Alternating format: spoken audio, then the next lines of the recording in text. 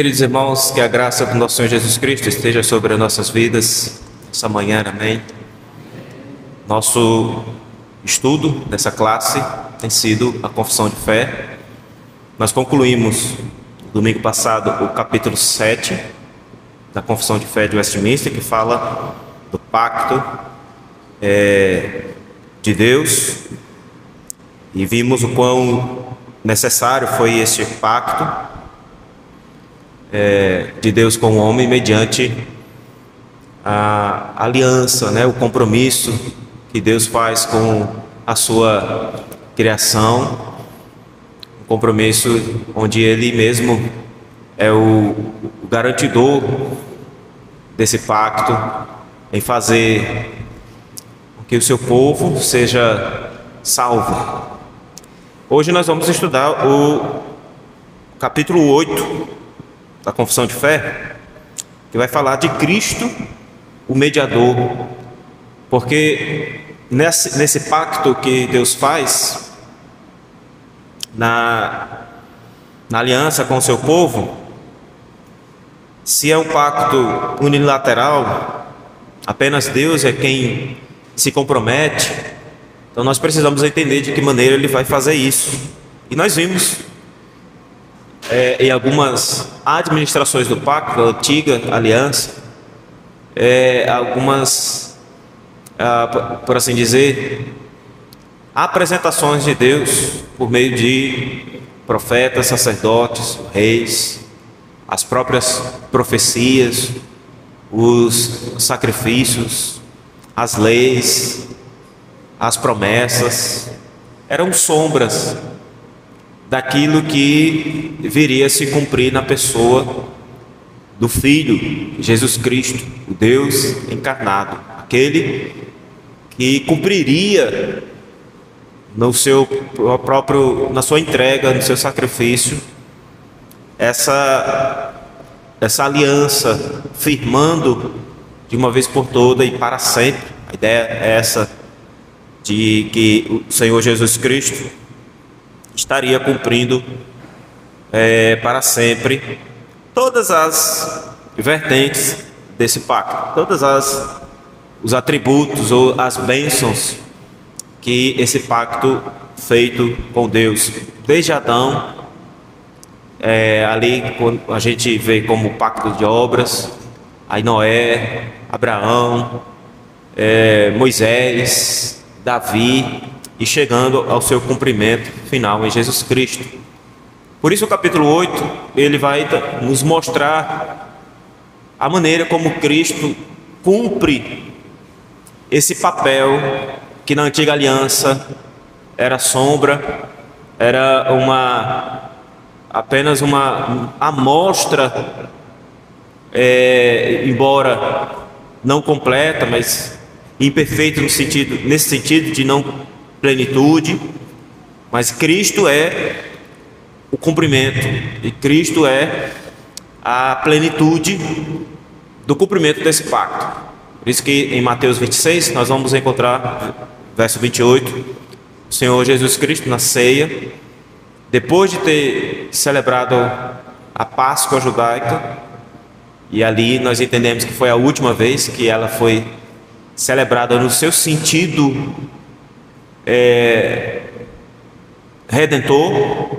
A Páscoa, ela falava da libertação do povo, como Deus libertou o povo, passando pelo Egito e ferindo o Egito com a morte dos primogênitos, e naquela mesma noite o Senhor preservou o seu povo que estava protegido. Nesse sentido redentor, a última Páscoa foi celebrada. No sentido pleno da redenção, a ceia é estabelecida, porque Jesus vai falar que ela é realizada no seu sangue, o sangue da nova aliança. Nova no sentido de que não há mais a exigência de derramamento de sangue. Cristo cumpre, sendo esse Cordeiro de Deus na sua plenitude. A Páscoa, ela continua a ser celebrada até a transição acontecer do judaísmo para o cristianismo. Então nós vamos encontrar ainda, como em Coríntios, essa festa sendo celebrada, não porque ainda fazia parte ou era uma exigência para o povo de Deus, mas porque pouco a pouco foi acontecendo essa transição. A circuncisão, por exemplo, quando Jesus estabelece o batismo, ela não é logo interrompida. Ainda há relatos dela acontecer, inclusive o próprio Paulo, tá? Com Timóteo, quando na sua viagem ele traz Timóteo como seu auxiliar, por causa dos judeus, ele ainda vai aplicar a circuncisão a ele. E é nesse aspecto a transição foi acontecendo. Quando o cristianismo se torna a religião predominante, o judaísmo já fica de lado, aí nós não temos mais relatos da Páscoa sendo celebrada, não no mesmo moldes, a circuncisão, as festas e muitas características do judaísmo. Por entender os apóstolos e ensinar isso para a igreja, que Cristo Jesus cumpriu tudo isso, o mediador da nova aliança. Não havia mais a necessidade de se repetir aqueles ritos cerimoniais, principalmente aqueles que envolviam derramamento de sangue, porque Cristo já derramou até a última gota de sangue em favor do seu povo. Por isso, o capítulo 8 da Confissão de Fé do Westminster agora vai tratar de Cristo, o mediador, para que a gente entenda como ele cumpriu a lei, até mesmo lá atrás, nos mediadores temporários, por assim dizer, que foram levantados na dispensação ou no Antigo Testamento, tá? E nós vamos então hoje, esse artigo, esse capítulo 8, ele tem oito artigos. Nós vamos ver só o primeiro hoje, que é exatamente aquele que vai falar de Cristo sendo designado como o mediador. Aí você vai abrir a sua Bíblia na primeira carta de Paulo a Timóteo, capítulo 2,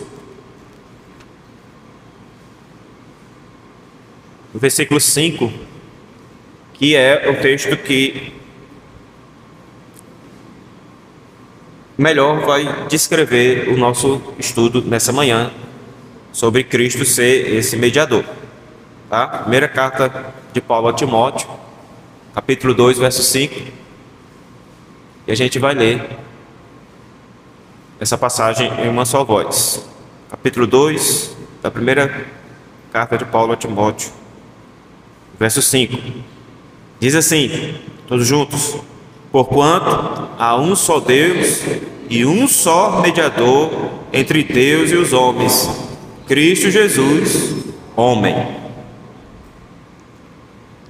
Veja, esse capítulo da confissão, ele vai ser central, principalmente para a teologia reformada. Como diz o texto que nós lemos, há um só mediador. Infelizmente, até mesmo igrejas evangélicas não seguem esse princípio na sua plenitude. Tem igrejas que o próprio pastor é o mediador, é um dos mediadores, né? Há igrejas aí que se diz evangélica, você tem ali o apóstolo. Você tem em outros lugares até um patriarca. E em outros contextos, Cristo até é mencionado e é louvado ali, mas o próprio homem é uma espécie de centralidade naquele contexto. Na teologia reformada, e nós seguimos a confissão de fé que predominantemente foi redigida por pastores puritanos, então a nossa doutrina ela é puritana nesse aspecto. Ela vai definir como central para a nossa fé, para a nossa doutrina, para o nosso culto, para a nossa vida como cristãos, como igreja e como sal da terra e luz do mundo. Ela vai definir e vai olhar para Cristo como a centralidade, como o fundamento, o alicerce, tá? E a sua palavra como essa base, é a palavra de Cristo. O autor aos Hebreus, no capítulo 1, ele vai dizer que havendo Deus outrora falado, ou seja, Deus sempre no contexto da história falou, e havendo ele falado muitas vezes aos pais pelos profetas, nestes últimos dias nos falou pelo Filho, a quem constituiu herdeiro de todas as coisas. Aí ele, esse Cristo, é a imagem do Deus invisível. Então a palavra de Cristo hoje é a base, ou é o alicerce pelo qual nós, a igreja do Senhor, nos firmamos, seguimos e obedecemos. Então a teologia bíblica, dentro dessa perspectiva reformada, puritana, ela vai oferecer uma exposição rica, central na pessoa e na obra de Jesus Cristo, tá? Como o único mediador entre Deus e os homens. Nós não temos nenhum outro. Ele é o único, exclusivo. É o Deus encarnado entre nós. E o resumo do nosso estudo hoje é dizer, então, que Jesus Cristo é o único mediador entre Deus e os homens, designado por Deus desde a eternidade, e que Ele, Cristo, realiza e aplicará plenamente a obra de redenção para o seu povo. Ele é aquele designado por Deus desde a eternidade para ser esse mediador entre Deus e os homens. Cristo sempre foi, desde o Antigo ao Novo Testamento e até os nossos dias. Ele realiza e continuará realizando de maneira plena essa obra de redenção para o seu povo. Nós fomos salvos, estamos sendo salvos e seremos salvos. Essa é a ideia em Cristo Jesus.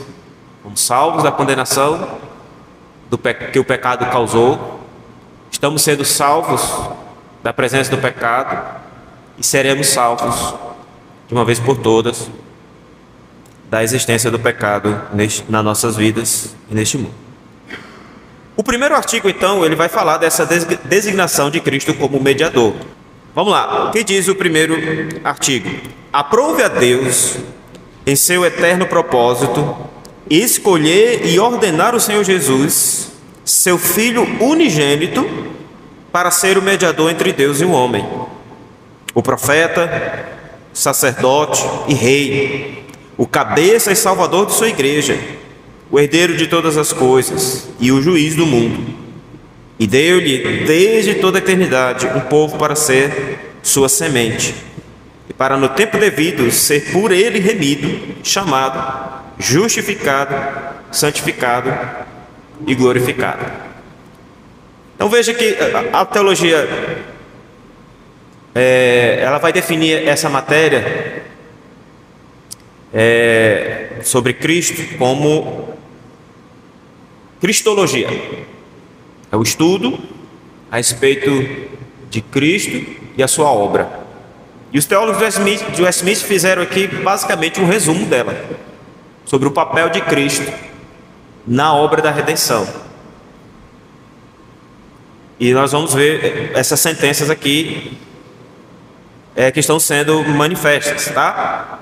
Isso é importante, que muitas escolas bíblicas, professores, até outros, eu arrisco dizer até pastores, não tem uma definição a respeito de Jesus nestes termos aqui que nós estamos estudando e temos a oportunidade e o privilégio de meditar. Se você perguntar para qualquer uma pessoa, ela vai dar uma resposta a respeito de quem é Cristo Jesus, como ou o Filho de Deus ou o Salvador. Resume, bem sucinta, mas a gente vê aqui que Cristo Jesus, ele tem um papel e uma representação muito mais profunda de Deus para nós e de nós para Deus. E esse papel ele é representado na Antiga Aliança, foi representado na Antiga Aliança, na aliança no Antigo Testamento, na administração passada, por meio de alguns personagens. Mas veja, nenhum dos personagens dessa Antiga Aliança ele possuía todas essas virtudes, todas essas características, ou todos esses atributos, ou, para usar a linguagem da teologia, todos esses ofícios que Cristo veio assumir. Nenhum deles possuía todos eles, nem Adão. Aliás, Adão ele vai ter, ainda na sua essência, antes da queda, ele vai ter um papel importante e vai ter uma aplicação nesses três ofícios mais conhecidos, né? Profeta, sacerdote e rei, tá? São os ofícios que Cristo vem cumprir. Adão ele vai ter, só que por que ele não foi o mediador, não foi colocado como esse mediador? Porque nós conhecemos a história, nós já vimos da queda do homem. Então ele não cumpriu eternamente esses papéis, como para ser esse mediador pleno e perfeito. Ele caiu nos seus delitos e pecado. Noé também é chamado como um profeta, Abraão, o próprio Melquisedeque, o sacerdote, né, que não tem início nem fim da história dele, aparece ali como rei de Salém, como rei em Jerusalém, e traz uma palavra de Deus ali para abençoar Abraão. Ele também tem uma figura que vai apresentar esses três ofícios, como profeta, rei e sacerdote. Ele recebe a oferta, o dízimo que Abraão paga a ele ali, oferece. Ele traz uma palavra de Deus e ele é descrito ali como rei de Salém. Mas nenhum deles cumpre de maneira perfeita e eterna estes ofícios. E é isso que a confissão de fé está nos ensinando aqui. Um comentarista puritano, Williams, ele vai dizer que Cristo ele é chamado nas Escrituras como sendo o segundo Adão. Por quê? Fazendo referência àquilo que Adão, o primeiro, era antes da queda, na essência, sem pecado. Ele foi chamado, e eu vou discorrer melhor como nós vemos esses ofícios em Adão. Ele foi chamado para ser esse profeta, sacerdote e rei, e exercer essa função ali antes da queda, sem pecado. Cristo é chamado esse segundo Adão porque também sem pecado ele se apresentou. Porém, para ser mais preciso, como o comentarista vai escrever aqui, Cristo ele não é apenas o segundo Adão, ele é o último Adão. Isso é a linguagem que o apóstolo Paulo vai descrever na sua primeira carta aos Coríntios, capítulo 15, verso 45, aquele texto que fala exatamente da essência de Cristo, ou da essência da ressurreição que é vista em Cristo Jesus, quando ele diz: pois assim está escrito, o primeiro homem, Adão, foi feito alma vivente, o último Adão, porém, é espírito vivificante. Se Adão viveu primeiro, esse segundo, ele não só também viveu, como é aquele que é capaz de dar vida, por ser ele a primícia dos que dormem, aquele que ressurgiu dos mortos. E isso se dá pelo fato de que Adão foi a primeira pessoa e Cristo a última na história humana a servir de cabeça pactual ou um representante. Aquilo que a confissão de fé vai descrever como sendo o nosso cabeça federal, o nosso representante, tanto Adão como Cristo sendo essa última pessoa, ou esse último Adão na história. Ele veio para desfazer em prol de muitos o que Adão fez, e para lhes fazer aquilo que Adão falhou em fazer. Por isso, quando os teólogos de Westminster eles vão falar da pessoa de Jesus Cristo, o paralelo ou a contrapartida da história vista de maneira plena em Cristo Jesus é Adão, o primeiro. Os demais, não precisa nem explicar como eles não foram plenamente, não foram completos no seu papel mediador. Cumpriram ali, mas não tudo o que era necessário. Por isso Cristo vem. Então, a obra ou atividade de um profeta, de um sacerdote e rei, ela estava implícita na liderança de Adão. Se ele não tivesse pecado, isso teria se tornado mais evidente. Porém, a sua queda pôs um fim nisso tudo. Deus então começou a preparar o envio de um último Adão. Vamos ver aqui como que Adão cumpria isso. Como profeta, Adão conseguia pensar os pensamentos de Deus após ele. O Senhor entregou uma palavra para ele. Fez dele um ser racional, capaz de entender o que foi dito. Deus não falou em línguas lá estranhas para Adão. Deus falou na língua que Adão fosse capaz de compreender. Ao ponto, tendo entendido e recebido, de obedecer. Ele foi capaz também de entender ao ponto de obedecer. E ao guardar isso, também ele foi colocado como alguém capaz de ensinar. Por isso, quando a gente olha para o lar cristão, o pai ali, ele ocupa, sendo o evangélico ali, o crente, ocupa esse papel de profeta no seu lar, que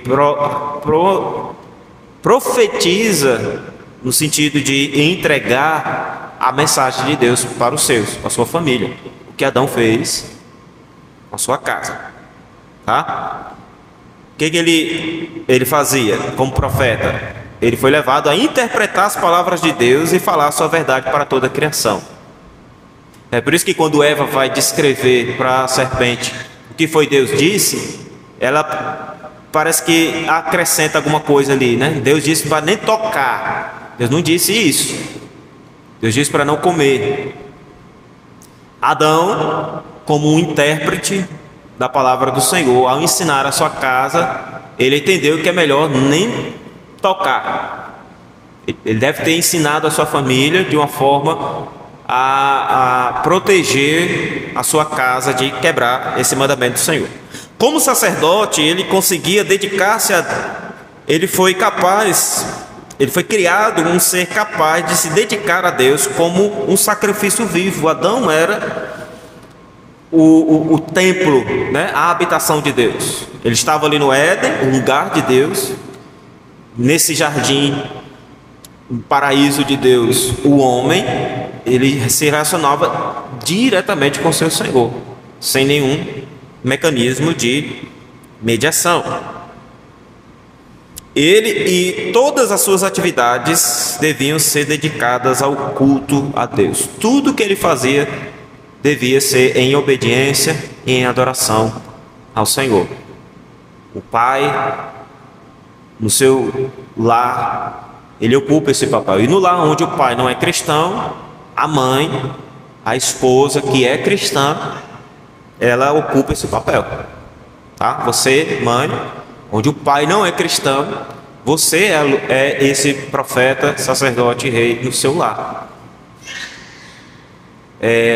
Não é que você vai salvar os seus filhos, E você vai todo dia ali receber uma mensagem nova da parte de Deus como profeta e dirigir a sua casa. Então você vai, à luz das Escrituras, fazer aquilo que Deus designou em Cristo Jesus para a sua vida e a sua família. Então esse lar deve ser apontado e dirigido para a glória de Deus, na instrução, na exortação, na disciplina, no caminho e principalmente em levar a nossa casa a amar o culto, o ajuntamento, os irmãos. Como rei, Adão também estava qualificado para subjugar e governar tudo conforme o reto conhecimento e a santa devoção que lhe foi exigida. Deus deu ordens para ele cultivar. Está implícito ali o proteger a sua casa. As suas atividades deviam estar em conformidade com a vontade de Deus e ele deveria expressar isso. Ele era o cabeça do lar. Ele era quem deveria governar. Ele é quem deveria proteger. Ele era quem deveria designar. Foi a ele que foi dada toda essa responsabilidade. Então, como um rei, ele governava aqueles que estão debaixo da sua autoridade. Ele regia conforme a vontade do Senhor. Deus não permite que faça isso, então não faça. Lá na tentação, tendo sido convidado para participar daquela conversa, ele deveria ter sido esse rei que peleja pelo seu povo, repreender o diabo e exortar a sua esposa. Mesmo ela tendo comido, ele deveria ter exortado e buscado no Senhor o perdão para a sua casa, para a sua família. Aí os homens, como um rei ou como uma autoridade, e a Bíblia vai lá em Efésios vai colocar ele como cabeça do lar. Ele também é esse governante, a autoridade dada por Deus para conduzir, para proteger, para guiar a sua família, sua casa, em primeiro lugar. Tá? A gente vai encontrar nas Escrituras uma exigência para aqueles que vão assumir ofícios na igreja, presbítero, diácono, o próprio ministro da palavra. Aí ele vai dizer lá, tem que ser marido de uma só mulher, tem que governar bem os de casa, filhos obedientes. Aí quando você vê um oficial onde quem governa é a mulher é quem determina e ele está ali atrás, onde os filhos estão perdidos, entregues às trevas, ele está desqualificado para isso. Ele é alguém que inclusive precisa ser ajudado. Ele não está apto para exercer o seu papel como oficial. Como é que ele vai cuidar do povo de Deus? Como a Bíblia vai dizer que ele não é capaz de cuidar dos seus próprios. É por isso que Adão, ele não pode ser o mediador do povo de Deus. Ele falhou em tudo isso com a sua queda. Aí a necessidade de um segundo e último Adão. Nós não estamos esperando um terceiro Adão. Só houve um segundo e último. Tá? Como a gente vê então em Cristo Jesus esse cumprimento? Primeiro, nós vemos aqui a mediação de Cristo como sendo parte do plano eterno de Deus, até mesmo antes de Adão. Não foi uma costura na história. Cristo foi eternamente designado como mediador. É isso que os teólogos do Westminster estão dizendo. Aprove a Deus em seu eterno propósito escolher e ordenar o Senhor Jesus, seu Filho unigênito, para ser o mediador entre Deus e o homem. em seu eterno propósito. Cristo Jesus sempre foi, ele é e continua sendo o mediador entre Deus e o homem. O apóstolo Pedro, na sua primeira carta,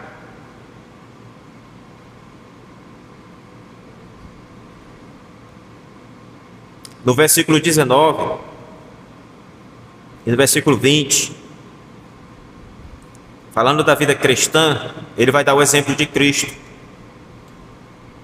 na vida santificada, na pessoa de Cristo que realizou essa obra. Ele diz o seguinte, no verso 19: mas pelo precioso sangue, como de cordeiro sem defeito e sem mácula, o sangue de Cristo, conhecido com efeito antes da fundação do mundo, porém manifestado no fim dos tempos, por amor de vós. Como é que o crente é santificado? Pelo sangue de Cristo.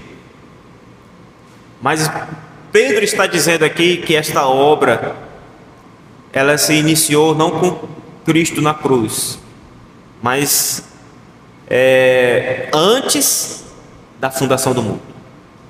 Cristo já havia sido designado para ser o Cordeiro de Deus. E desde o início do mundo até o fim dos tempos, que ele vai descrever aqui como a continuidade ou a história da igreja, do povo de Deus, Cristo Jesus continua sendo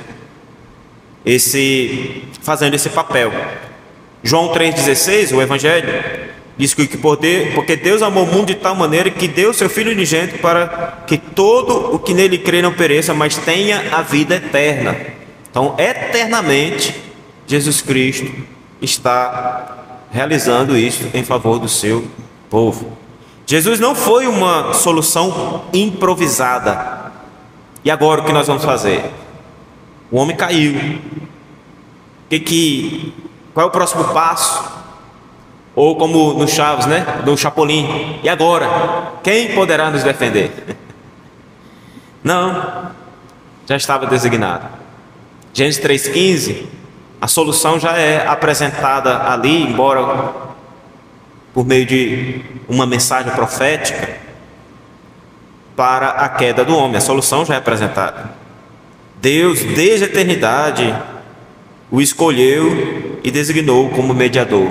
Inclusive, quando a gente vai estudar a obra da criação, nós vimos lá que Cristo desde o início está presente, até quando é dito lá, no princípio criou Deus os céus e a terra. O apóstolo João vai dizer que ele estava no princípio com Deus. Quando Deus estava dizendo haja luz, trazendo a existência de todas as coisas, Cristo estava lá, porque ele é a luz do mundo. E onde a luz que é Cristo está, as trevas não prevalecem. Jesus Cristo é o único, como nós lemos em 1 Timóteo, primeira carta de Paulo a Timóteo, capítulo 2, verso 5, o único mediador entre Deus e os homens nesse aspecto.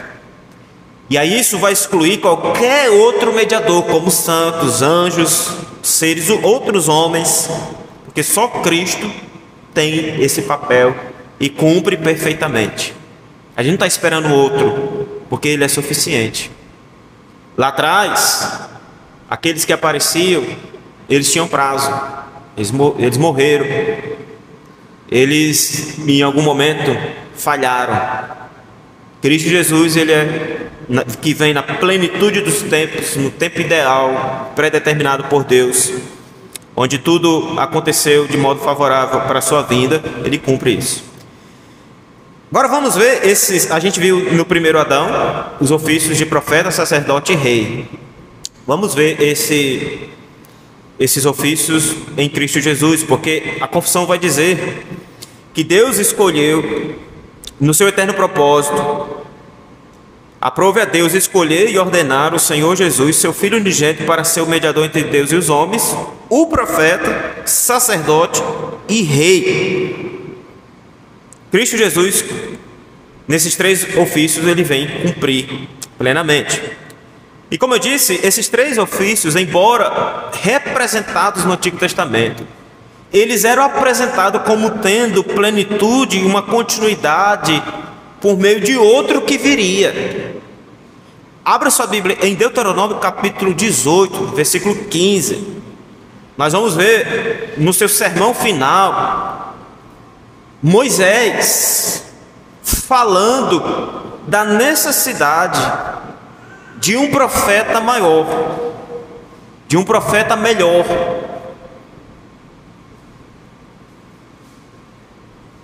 Deuteronômio capítulo 18, verso 15.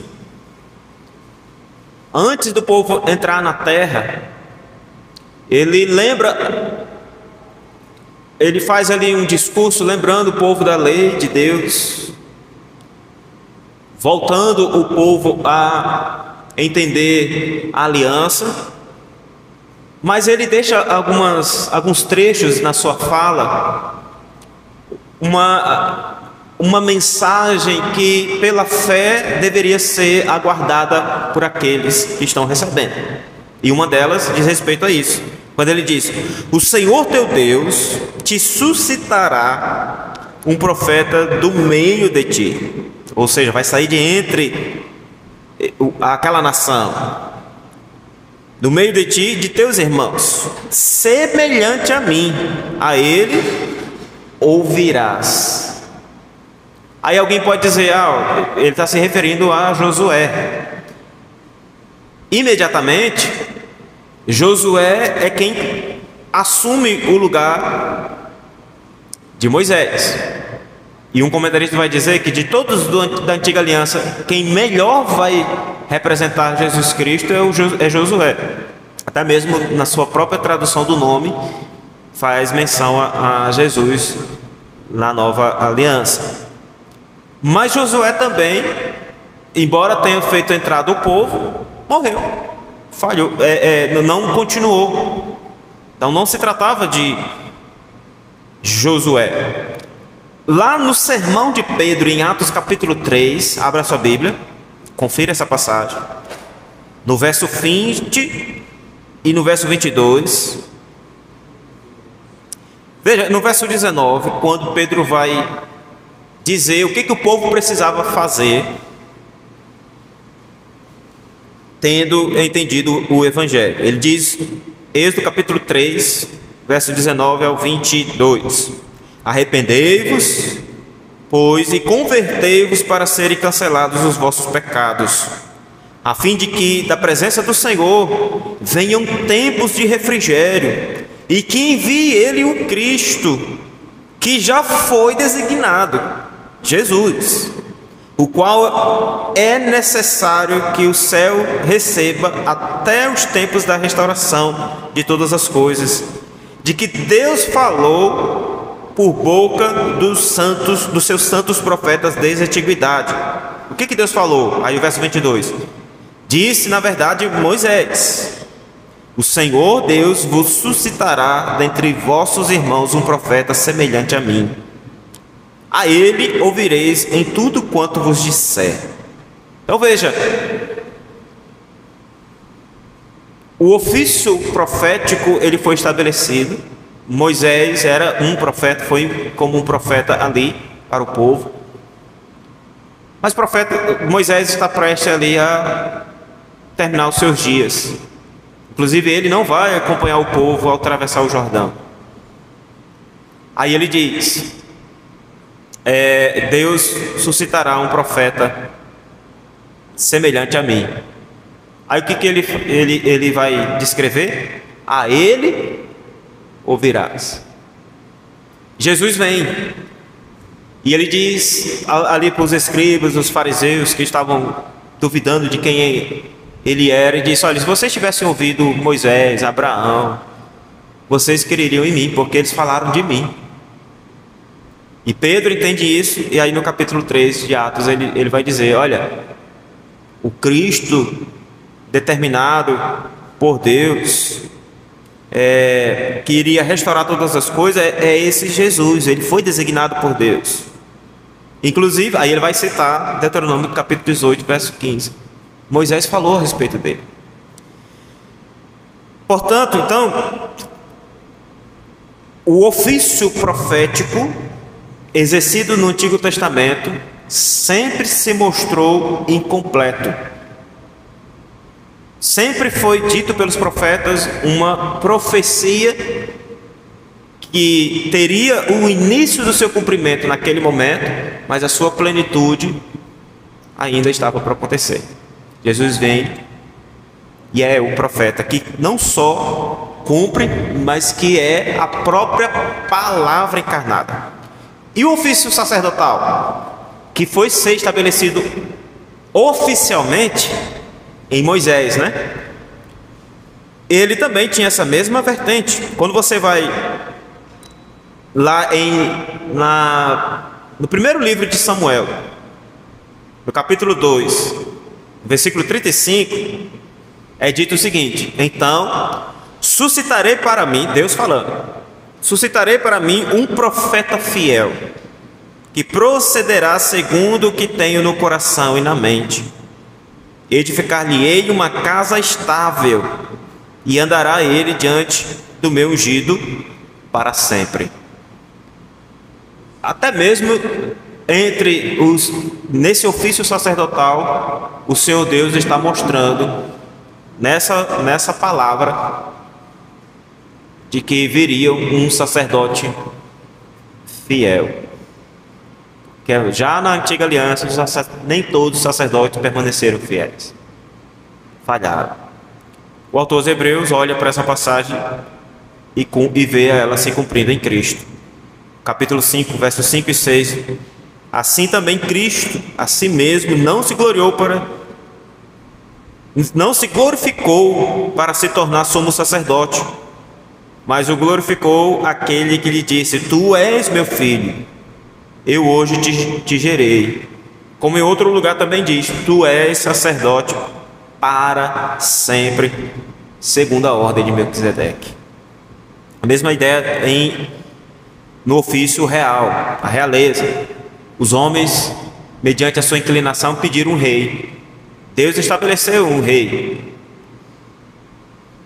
mas também foi anunciado de que esse rei não seria para sempre naqueles personagens, mas viria um que assumiria de fato, seria não apenas o rei, mas teria também um reino que seria entregue para ele. Em 2 Samuel capítulo 7, versículo 12 ao 16.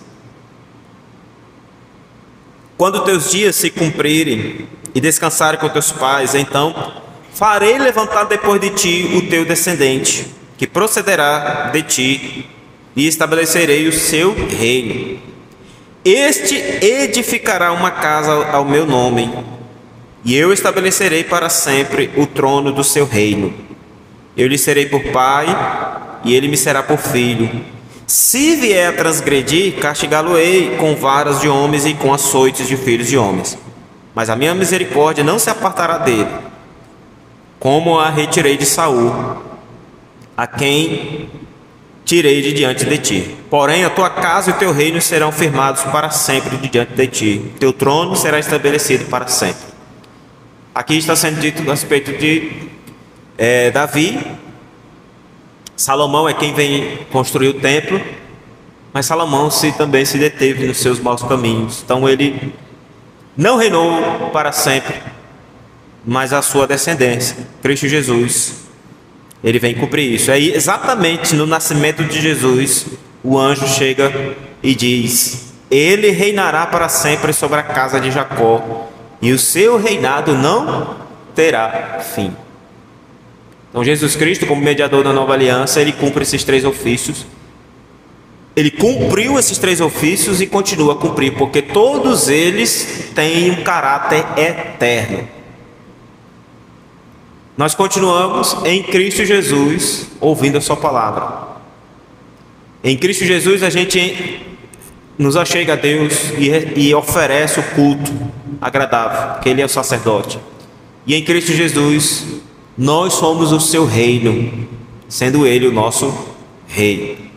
Então Cristo, como perfeito mediador, cumpriu ofícios que foram importantes para o cumprimento da sua missão, sendo Ele o profeta, o sacerdote e rei. E é isso que os teólogos da Smith estão descrevendo para nós. Por quê? Porque como profeta, ele revela a vontade de Deus ao homem. Nós só conhecemos o que Deus quer para nós porque em Cristo Jesus, a sua palavra, sendo ele a palavra encarnada, foi registrada e é entregue a nós. Nós lemos em Hebreus capítulo 1, versículo 1: havendo Deus outrora falado aos pais pelos profetas, muitas vezes nesses últimos dias nos falou pelo Filho. Jesus Cristo, ele é o profeta. Todas as vezes que nós lemos as Escrituras, nós estamos ouvindo a sua profecia, a sua mensagem. Ele fala e revela a vontade de Deus ao homem. Como sacerdote, Jesus Cristo oferece por nossos pecados e intercede por nós. As leis cerimoniais foram cumpridas por ele, mas o Senhor continua exigindo um sacrifício agradável, santo, perfeito. Sabe aquela fumaça que saía das oferendas e que chegava nas narinas de Deus como uma oferta agradável? Ao mesmo tempo, o pecado fedia diante de Deus, né? Nós temos lá no profeta Jonas: vai lá e prega esse povo, porque a iniquidade deles chegou até aqui.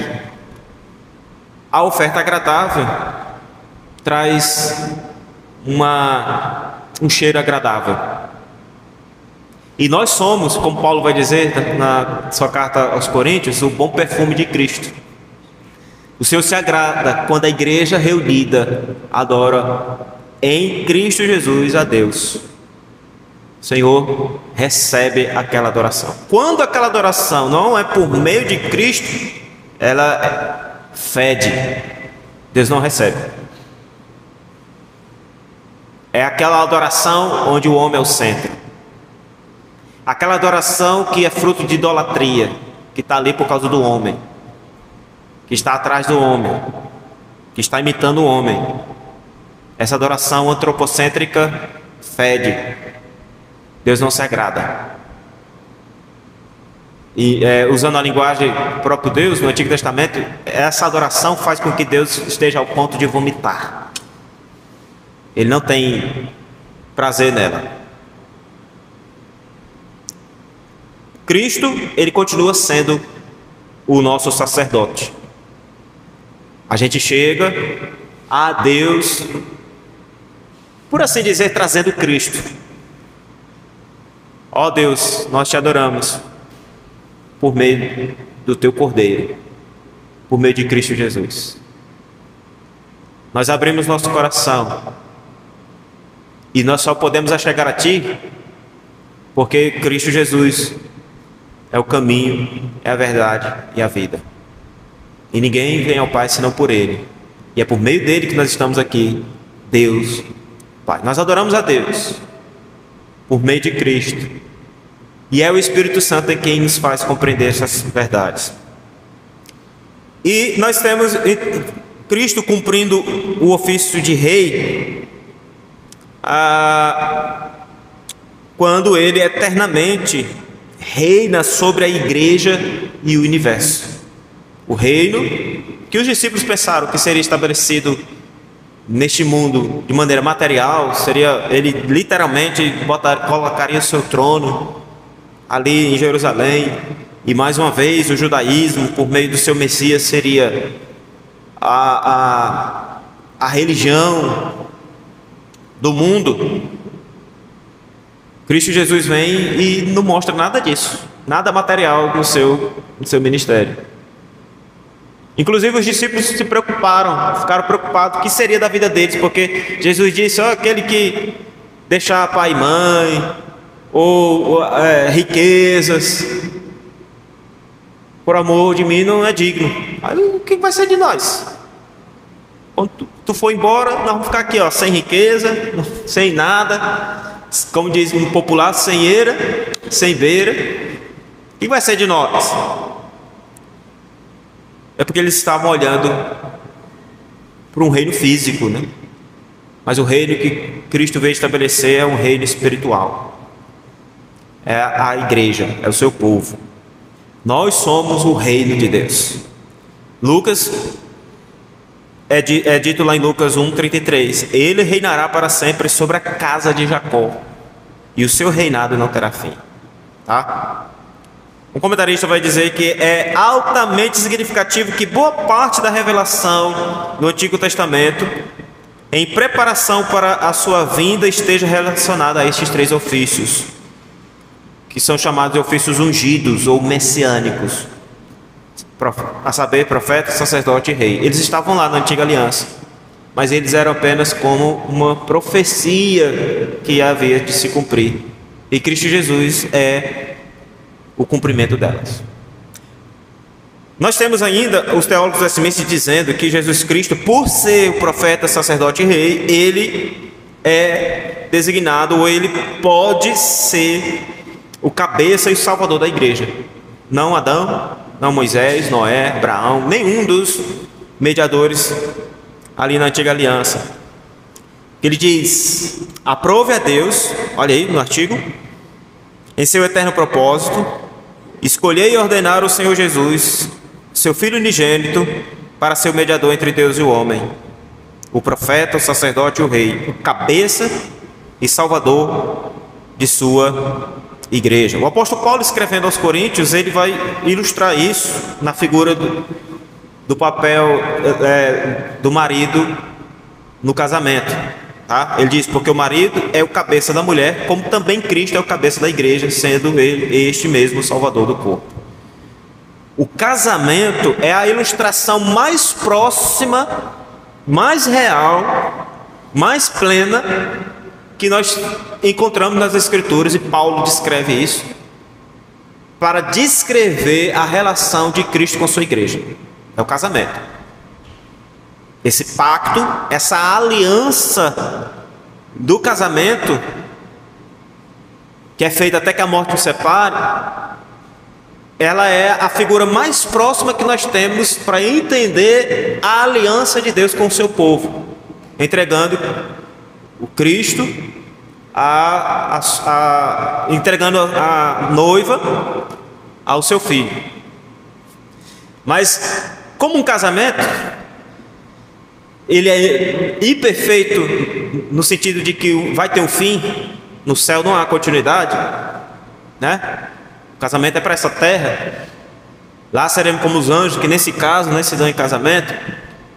O casamento, ele tem um prazo, é até que a morte separe, ou quando o pecado está demais, o divórcio ele acontece.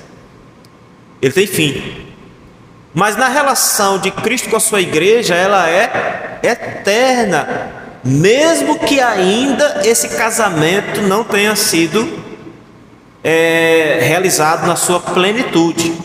Nós já pertencemos ao noivo, já estamos nesse compromisso, mas um dia seremos entregues ao Filho de uma vez por todas. E aí a plenitude desse casamento vai acontecer, e aí sim, até que a morte separe? Não, porque não vai haver mais morte.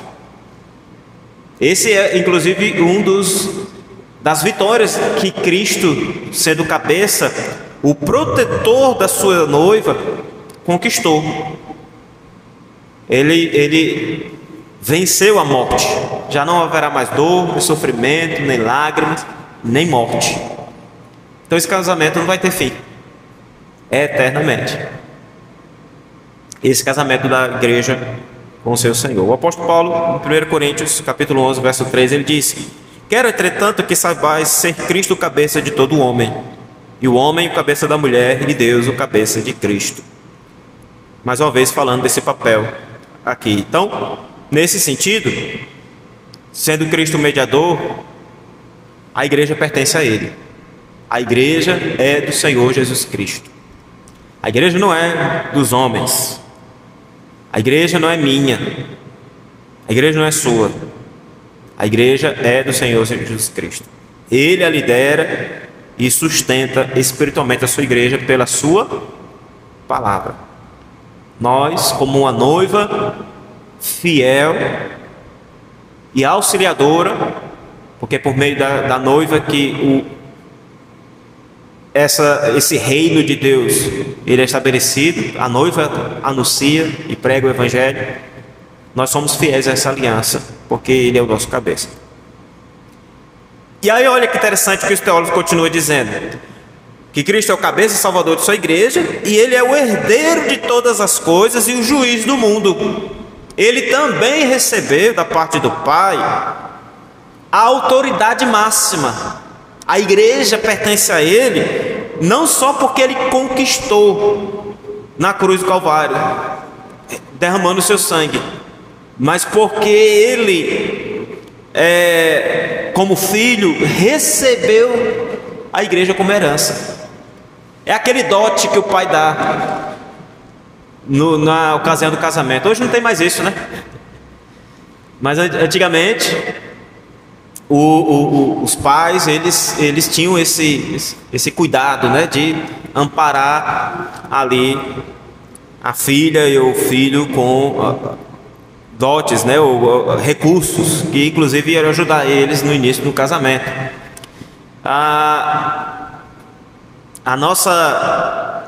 A Escritura, ela vai nos lembrar que a igreja foi dada a Cristo Jesus também como uma espécie de recompensa ou herança por aquilo que ele fez em obediência ao Pai. O filho recebeu do Pai o dote ou a sua herança. Lembra do filho pródigo? Pai, dá-me a parte que me é devida. Jesus Cristo, mesmo não tendo exigido, o Pai foi lá e deu.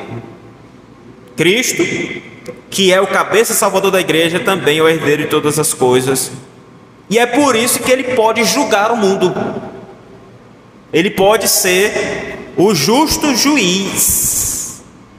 Paulo, escrevendo a sua carta, ele vai dizer no capítulo 5, verso 10: porque importa que todos nós compareçamos perante o tribunal de Cristo, para que cada um receba segundo o bem ou o mal que tiver feito por meio do corpo.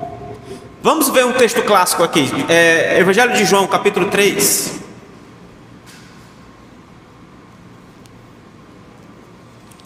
Nós já estamos caminhando para o fim. Evangelho de João, capítulo 3, o verso 16. Texto que a gente sempre lê, conhece, é usado aí nas evangelizações. Diz: porque Deus amou o mundo de tal maneira que deu o seu Filho unigênito, para que todo que nele crê não pereça, mas tenha vida eterna. Mas veja o 17: porquanto Deus enviou seu Filho ao mundo, não para que julgasse o mundo, mas para que o mundo fosse salvo por ele. Quem nele crê não é julgado. O que não crê já está julgado, porquanto não crê no Filho unigênito, não crê no nome do unigênito Filho de Deus. E o julgamento é este, que a luz veio ao mundo, e os homens amaram mais as trevas do que a luz, porque as suas obras eram más. Pois todo aquele que pratica o mal aborrece a luz e não se chega para a luz, a fim de não serem arguidas as suas obras. Quem pratica a verdade aproxima-se da luz, a fim de que as suas obras sejam manifestas, porque feitas em Deus. O que é isso? Não vai ter julgamento? E vai ter julgamento? Uma hora diz que Cristo não veio para julgar, e outra hora diz que Ele é quem vai julgar. Como é que nós entendemos isso? Cristo Jesus, Ele é o juiz que virá dar a sentença para o povo, porque o julgamento já aconteceu quando Ele veio, quando Ele foi enviado. Aqueles que creram na sua mensagem, na antiga aliança e na nova, eles já foram julgados. Os que creram, vida eterna. Os que não creram, a condenação para suas vidas, a perdição. Quando Cristo vier, na sua segunda vinda, final e plena, não vai ter mais aquela espécie ali de julgamento na tentativa de aplicar ali a absolvição ou a condenação. Já vai ser a sentença dada. Aqueles que creram, que foram dados pelo Pai a Cristo como para ser a sua herança, vinde, benditos de meu Pai. Aqueles que não creram, o julgamento é este. Já foi a sua a sua audiência já foi feita. Aí eles só vão ver a sentença do juiz, que é Cristo Jesus. Cristo Jesus foi dado pelo Pai o direito de dizer: esse aqui não, apartai-vos de mim, não vos conheço, não pertence ao meu povo, não faz parte da minha igreja. Deus, o Pai, entregou todas as coisas das mãos do Deus homem, Filho, o Senhor Jesus Cristo. Isso destaca a sua soberania universal. Por fim, os teólogos terminam falando da doutrina da eleição e da redenção particular. E deu-lhe desde toda a eternidade um povo para ser sua semente, e para no tempo devido ser por ele redimido, ou remido, chamado, justificado, santificado e glorificado. O que diz em Romanos capítulo 8? É um texto importante para a igreja. Digo, que você estiver triste, se você puder decorar esse texto. Digo, se sua alma estiver abatida, leia esse texto. Romanos 8, do 28 ao 30. Sabemos, vamos ler juntos? Sabemos que todas as coisas cooperam para o bem daqueles que amam a Deus, daqueles que são chamados segundo o seu propósito.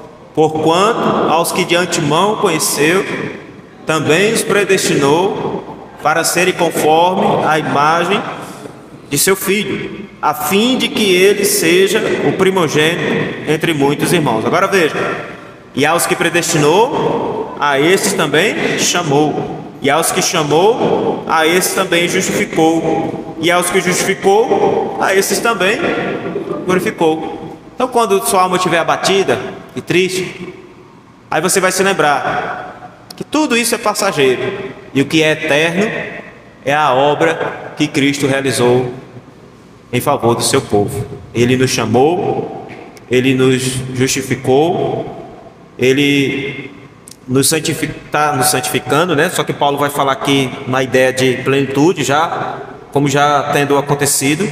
Ele nos justificou e a esse também glorificou. Cristo Jesus, na sua plenitude, Ele realizou essa obra em favor do seu povo. É por isso que nós temos a certeza da salvação. E uma vez salvo, salvo para sempre. É por isso que nós podemos dizer que já estamos assentados com Cristo, como Paulo vai dizer. Porque não depende de nós. A nossa salvação e a nossa vida eterna não depende de nós. Aprove a Deus entregar nossas vidas na mão daquele que é o Redentor. No tempo devido, Ele fez isso. Ele nos remiu, a sua palavra nos chamou, nos justificou, nos santifica e seremos glorificados. Embora Paulo aqui escreve como tudo já realizado, né? É o já e ainda não. Cristo já nos santificou, Cristo já nos glorificou. A vitória já é certa. O próprio Senhor Jesus Cristo diz: eu venci o mundo. Ele é já o Rei vitorioso, está sentado no trono. Virá uma segunda vez apenas para receber de uma vez por todas o seu reino, que é o casamento final com a sua igreja, tá? Por isso, todas as coisas cooperam para o nosso bem. Inclusive, a gente não leu, mas ele vai continuar dizendo aí no verso 31, que nada pode nos separar do amor de Deus, que está em Cristo Jesus, nosso Senhor. Verso 31 ao verso 39, né? Ele dá uma lista de coisas. Nenhuma destas coisas pode nos fazer ser esquecidos ou ser tirados desse plano redentor de Deus. Já é obra consumada. Nem mesmo o diabo, nem coisas do presente, nem do porvir, nem qualquer criatura pode nos separar do amor de Deus que está em Cristo Jesus. É obra realizada. É algo já feito em favor do seu povo. Não tem esse negócio de hoje eu estou salvo, amanhã eu estou perdido. Hoje eu ganhei salvação, amanhã eu perdi. Nós somos salvos, eternamente salvos. Mesmo quando pecamos e ainda pecamos, Ele é fiel e justo para nos perdoar os pecados. Nós podemos encontrar perdão naquele que é o noivo perfeito. Porque Deus deu a Cristo um povo específico desde a eternidade, os seus eleitos, para que Ele os redimisse, chamasse, justificasse, santificasse, glorificasse. Isso, já fazendo aplicação aqui, traz segurança para a nossa salvação, como eu disse. Aqueles que pertencem a Cristo, eles foram escolhidos e assegurados por Deus desde a eternidade, por meio desse mediador perfeito, a respeito da sua salvação. Isso também mostra a centralidade de Cristo na fé cristã. Não é nenhum outro mediador, não é Maria, não é esses profetas da modernidade, estes apóstolos, patriarcas, até pastores, presbítero que apareça dizendo que é só por meio dele, ou diácono, qualquer um que chegar, mesmo anjo, como diz Paulo, que seja anátema. É Cristo Jesus.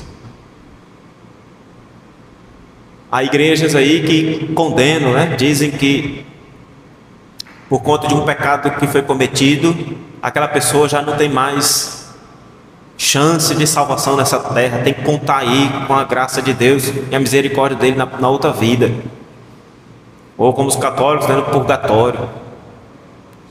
A CCB, por exemplo, cometeu algum pecado lá para eles, já não tem mais salvação, está perdido. Não adianta, nem oração vai conseguir. A nossa fé em Cristo, centrada em Cristo, nos diz: Ele é fiel e justo para nos perdoar os pecados. Devemos confessar e recorrer a Ele. Tudo gira em torno da pessoa e da obra de Jesus Cristo. Não foi pela obra dos homens, não é pela minha obra, é pela obra de Cristo, a obra redentora. E isso também traz exclusividade ao Evangelho, o Evangelho da graça de Deus, não os outros evangelhos pregados por aí. A salvação só é possível por meio de Cristo Jesus. O Evangelho da graça de Deus diz isso. Nós somos chamados a pregar esta mensagem, este Evangelho, a boa nova de salvação, que é poder de Deus. Abandone toda outra notícia, mesmo que seja boa também, mesmo que favoreça os seus desejos. Só o Evangelho de Cristo, aquele que Ele entregou aos apóstolos e os apóstolos entregou à igreja, e pelo qual a igreja está fundamentada. E isso também, essa obra mediadora de Cristo, revela a soberania de Deus. Deus é soberano em seus propósitos e na aplicação da sua salvação, da salvação ao povo. Ele também mostrou a sua soberania, que apesar de nós, apesar de Adão e apesar de nós, na eternidade Deus, na sua graça e misericórdia, já havia determinado aqueles que Ele manifestou ou escolheu para a salvação. Deus é soberano. É meu dever e o seu confessar isso, crer nessa verdade. Se com tua boca confessares, aí nós confessar em Cristo Jesus, aí sim nós estaremos cumprindo nosso papel único e exclusivo de apenas confessar e crer. Tá? E nós confessamos essa fé todos os dias das nossas vidas, quando vivemos em plena santificação, quando deixamos o pecado de lado e corremos aos pés do Senhor quando falhamos. Nós confessamos essa fé todas as vezes, que apesar dos pecados nós não fugimos, mas corremos aos braços do nosso Deus e Pai. Amém, irmãos? Isso consola nós, em termos Cristo como nosso mediador, melhor do que os mediadores da antiga aliança. Que Deus em Cristo abençoe nossas vidas e fortaleça a nossa fé até que Ele venha, tá?